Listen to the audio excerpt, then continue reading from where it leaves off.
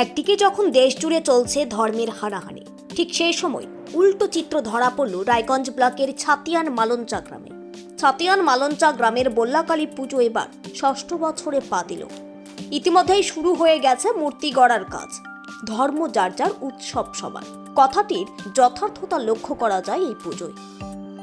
পুজো কমিটির সভাপতি মাজেদুর রহমান বলেন, ধর্মের চেয়ে মনুষ্যত্ব বড়, তাই কোনো ভেদাভেদ ছাড়া তারাও এগিয়ে আসেন এই পুজোয়।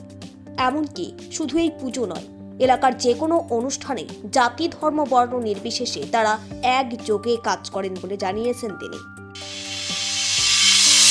কোনো কারণ কি, একসাথে মিলেমিশে করতেছি, কোনো অসুবিধাই নাই, খুব ভালো লাগতেছে এইভাবে।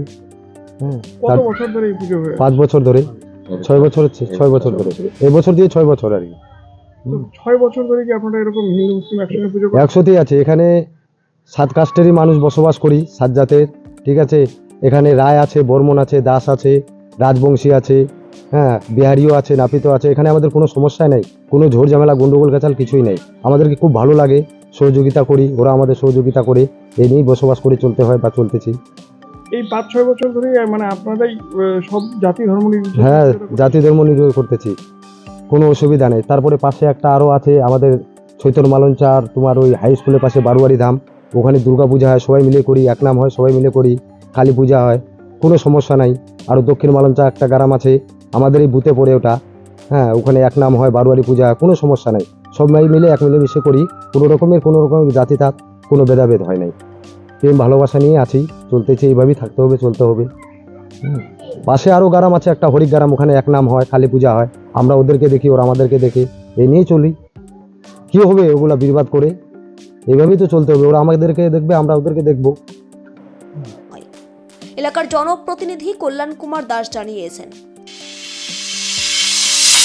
আমাদের এই পুজো ছাতিয়ান মালঞ্চা সার্বজনীন বল্লাকালী পূজা কমিটি, এটা আমাদের এটা 6 বছরে পদার্পণ করলো। তো হঠাৎ এই প্রত্যন্ত গ্রামে বল্লাকালী পুজো করার মানে কারণ কি? ঈশ্বর তো সব জায়গায় থাকে, তো যারা বাইরে থাকে, যারা এই বল্লাতে যেতে পারে না, তাদের জন্যই আমরা চিন্তা করেছি যে আমাদের এখানে এই পুজোটা করব আমরা, এবং যারা যেতে পারে না তারা এখানে আসবে, ভক্তি সহকারে মাকে দর্শন করবে, এবং 3 দিন ধরে আমাদের এই প্রোগ্রামটা চলে, অনুষ্ঠান চলে। 3 দিনের অনুষ্ঠান তারা দেখবে এবং আনন্দ পাবে, এবং সবাইকে নিয়ে আমরা চলি। এখানে আমরা হিন্দু মুসলমান যে অনেক জাতির লোক বসবাস করে, সেই সবাই এই পূজাতে সার্বজনীনভাবে জড়িত।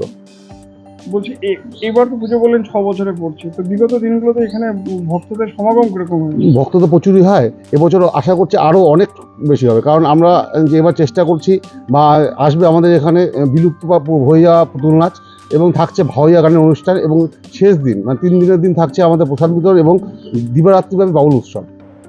কোথা থেকে আসে ভক্তরা?